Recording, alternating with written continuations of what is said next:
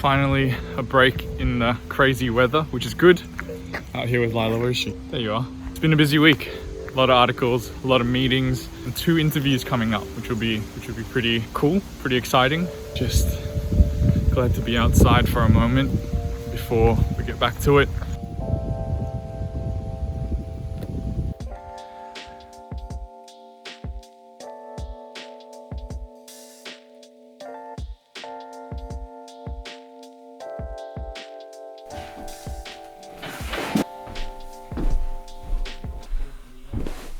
I can't find my mini tripod. Not in here. Not here either.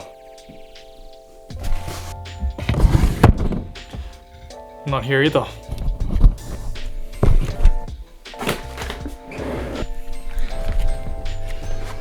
There you are. So, got 2 big shoots coming up. One later today with Brian Hodges, a well-traveled, amazing photographer. We're doing a bit of a chat on a project that he's done in Uganda with some kids and their soccer balls. I don't know if you can hear me, but I can't hear you even though it says that you're talking. Preferences. I think I got it. Okay, excellent. I hear you, I see you. How are you doing? Good. I'm well, thank you. The second video, which you saw me previously charging everything up for, is going to be another in-person one, not a Zoom one, which we're super keen for, but can't share with you who it is just yet. There'll be a very special episode with the behind the scenes from that.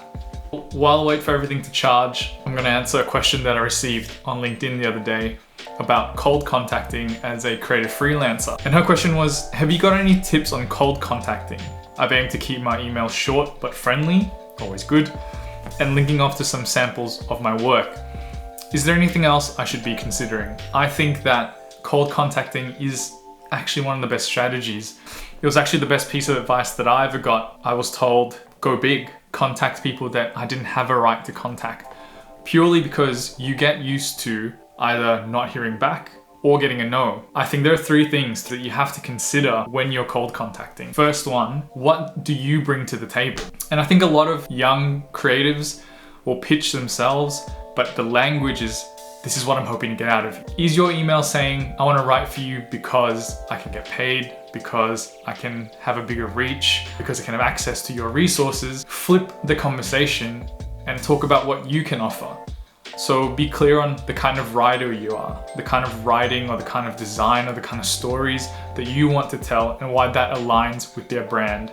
It's super, super important to always speak to what makes you a good fit to the brand or organization you're looking to work for. Second, I think another thing to consider then is when you're attaching samples of your work, we default into sending our best work or what in our mind we think is the best work.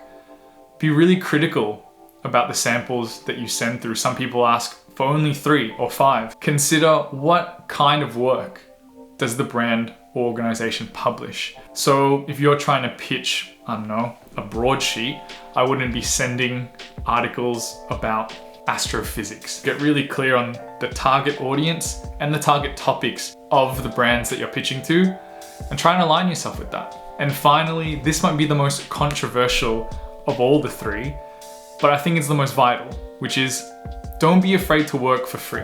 Before you all get upset and up in arms about it, as a beginner freelancer, sometimes it's hard, one, to get in the door. And so sometimes the best way to get in the door when you have no backlog of work and no backlog of publications to say that this is what your value is, I think the best way is to just say, hey, I'll do a story for free. And if you think that it's worthwhile, if it's good, we can take this conversation further after that. It puts the onus on you to deliver on what you think you're capable of, and it gets your foot in the door if they agree to it. And I think that's such a vital thing that gets overlooked. So I hope those 3 things have helped. The interview's about to kick off, so I'm going to put a cap on it for now. I'll see you soon.